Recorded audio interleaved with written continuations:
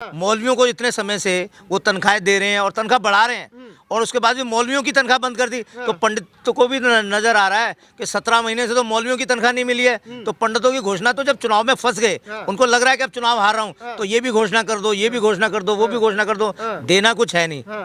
तो केजरीवाल की जो घोषणा है उनको समझ चुकी है जनता, और जनता ने चुनाव हार नहीं रहा हूँ, मोदी जी बौखला गए हैं।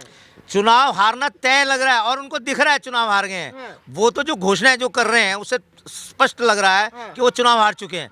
और चुनाव हारते वक्त जब हाथ पैर मारते हैं ना समुद्र में डूबता हुआ व्यक्ति, वो काम कर रहे हैं घोषणाएं करके, गलत गलत घोषणाएं जो अनदेखी, जो बिल्कुल जो हो ही नहीं सकती। जैसे महिलाओं को 2100 रुपए देने की बात हो रही है, लेकिन पंजाब में 1000 रुपए देने की बात हुई, 3 साल से सरकार है वहाँ। लेकिन बीजेपी वाले 2500 कहाँ से देंगे, वो भी तो फ्री बांट रहे हैं। देखिए, बीजेपी केंद्र में सरकार है, जब डबल इंजन की सरकार होगी तो बहुत से ऐसे केंद्र के फंड है जो दिल्ली की जनता आप समझ चुकी है। इनके लड़ाई झगड़े में केजरीवाल ने क्या किया, केंद्र से झगड़ा किया, एलजी से झगड़ा किया, लेकिन अब जनता समझ चुकी है कि अब झगड़े के उसमें हमें आना नहीं है, हमें डबल इंजन की सरकार बनानी है। और दिल्ली में भी भाजपा की सरकार बनाएंगे इस बार, ताकि दिल्ली के लोगों को, दिल्ली के नागरिकों को उसका फायदा मिल सके। क्या कहेंगे, मोदी की गारंटी है एक तरफ, केजरीवाल की गारंटी है, किसकी गारंटी चलेगी? मैं देखता हूँ एक्चुअली में, जैसे मैं निवास में हूँ, भ्रमण करता हूँ, घूमता फिरता हूँ, मिलता हूँ लोगों से, जो चर्चा होती है, तो आज की डेट में जो जनता में, माताओं बहनों में एक भरोसा जागा है।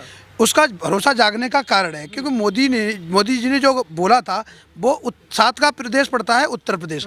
उत्तर प्रदेश में योगी जी का शासन है, वहाँ पर पहले सपा का शासन, बसपा का शासन रहा, तो वहाँ पर जो परेशानी हुआ करती थी, गुंडे खुलेआम घूमा करते थे।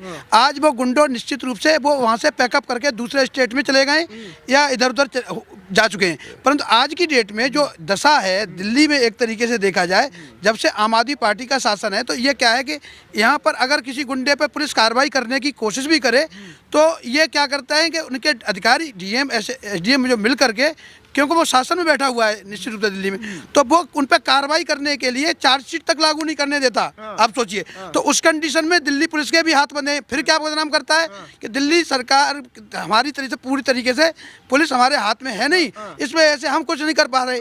तो डबल की पड़पड़गंज में अवध ओझा आ गए, पढ़े लिखे कैंडिडेट हैं। अवध ओझा आज की डेट में इतने पढ़े लिखे हैं, अपने गुंडों के साथ वो अवतरित हुए हैं। वो जो कहते हैं ना, यहाँ से आए हैं, उनका मैंने 3 गोंडा से यहाँ से आए, इनके बाप भी इनको गुंडा का गुंडा कहते थे। तो ये उनके फादर ने स्टेटमेंट दिया है, जो ये खुद बोले हैं, ये इनकी माँ इनको सपोर्ट करती थी, फादर इनके हमेशा अपोज करते थे।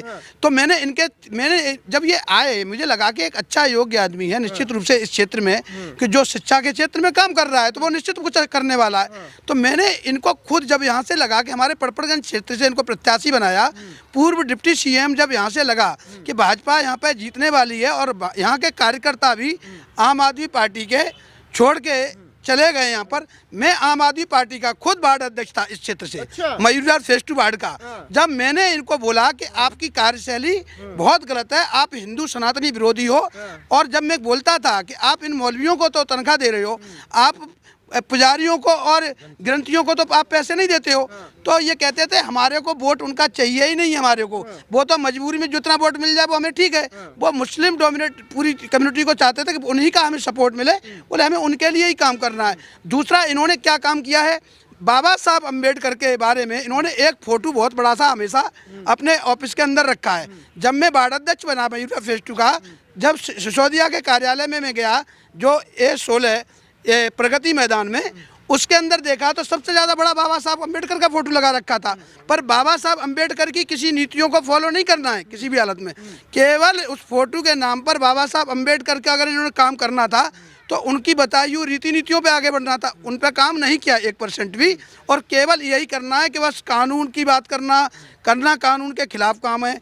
अभी इन्होंने जैसे अवध ओझा ने जो काम किया है, कानून के खिलाफ तो लगातार काम कर रहे हैं। गुंडागर्दी का एक जीता जागता एक भारतीय जनता पार्टी का मंडल अध्यक्ष है बेहस्तपुर नगर से, आशीष गुप्ता नाम है, उसके ऊपर वो क्या समझा रहा था, जो मेरी जानकारी में आया, वो उसका वीडियो भी मेरे पास आ चुका है, मैं बताऊंगा आप उसके बारे में।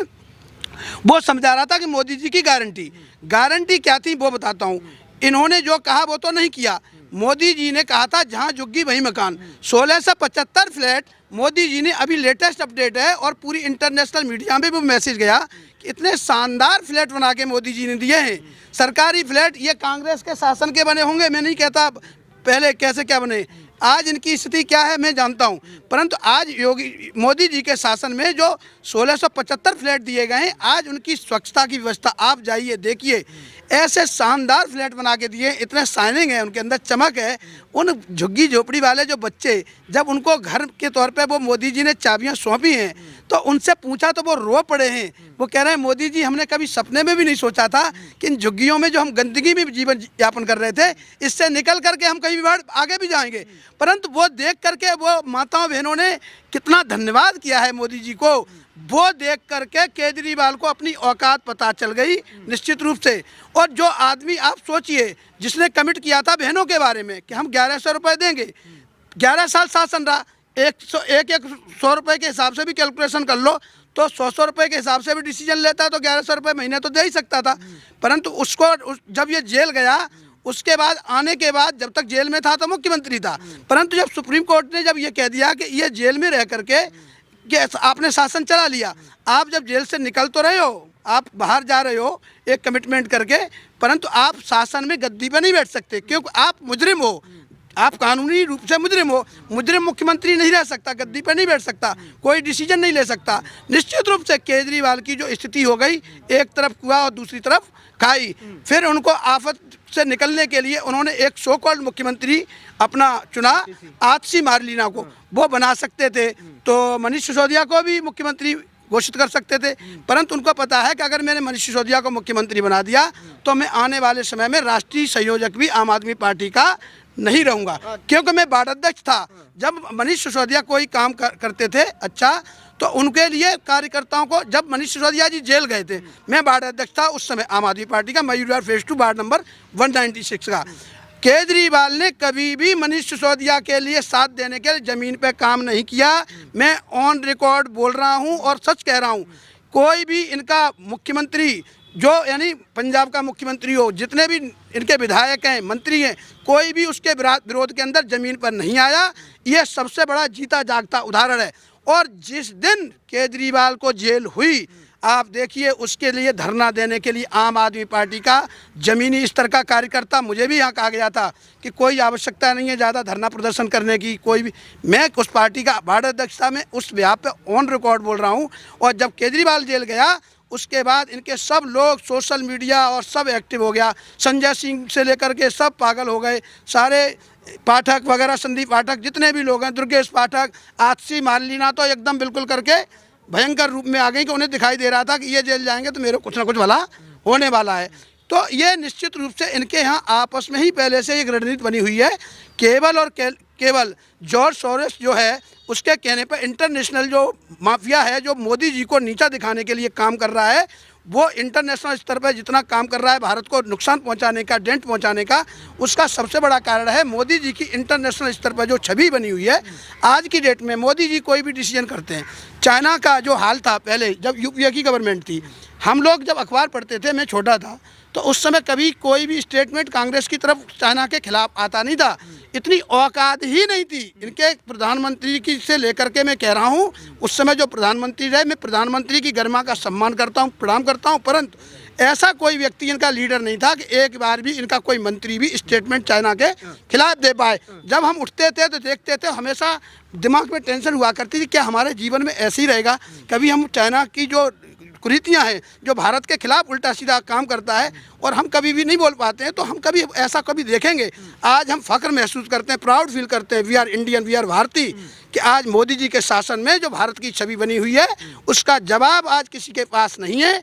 अमेरिका से लेकर के चाइना का गठजोड़ भी इंटरनल रहता है कि मोदी जी को रोको, अदरवाइज आज जो आत्मनिर्भर भारत की तरफ मैं एक एक विषय पर स्टेटमेंट इस वजह से दे पा रहा हूँ कि मैं रात को 12-12, 1-1 बजे तक, 2-2 बजे तक हर विषय को पढ़ता हूँ, समझता हूँ और उसकी जानकारी रखता हूँ। जब तक विस्तृत जानकारी नहीं, आप किसी विषय पर कोई भी स्टेटमेंट देने के लायक नहीं होते हो। तो मैं ये अंकल जी क्या कह रहा है तजुर्बा इस बार? तजुर्बा है जो है जनता बदलाव चाहती है। क्यों बदलाव चाहती है? क्योंकि काम इनके ठीक नहीं रहे हैं। क्या ठीक नहीं रहे? फ्री पानी दे दिया, फ्री बिजली फ्री पानी दे दिया। हमारा तो बिजली आज तक हमने तो कभी फ्री लिया ही नहीं, आज तक हमें मिला ही नहीं फ्री। बोतल खरीदनी पड़ी आज तक हमें कभी भी बिजली में कोई सब्सिडी नहीं मिली। हमने तो 3-3, 4-4 हज़ार रुपये बिल दिया है, तो हम तो ये समझते कोई फ्री नहीं है। अब दूसरी बात है, पब्लिक को आप देखें, पब्लिक चारों तरफ से परेशान दिखाई दे रही है। रोडों में गड्ढे आप देख लें, रात में विनोद नगर में जाके आप घूम के देख लें, रात में आदमी ढंग से नहीं चल सकता। मोटरसाइकिल पर कोई बाई चांस जा रहा है तो कम से कम उसको सिग्नल मिलना चाहिए कि जगह खराब है, कुछ नहीं गड्ढे पड़े हुए हैं। 5 साल और दे दो केजरीवाल। नहीं, ऐसे तो ये तो मैं अकेले से कुछ नहीं होता, ये जनता ही बदलाव चाह रही है, केजरीवाल से मुक्ति चाह रही है। वो कह रहे हैं कि अगर गलती से बटन कमल का दब गया तो सारी सुविधाएं बंद हो जाएगी, दिल्ली का बेड़ा गर्क हो जाएगा। मोदी जी तो खुद कह रहे हैं सारी सुविधाएं बहाल रखेंगे, सारी कंटिन्यू रखेंगे, उनको हम कोई हेल्प नहीं करेंगे, पानी सारी सुविधाएं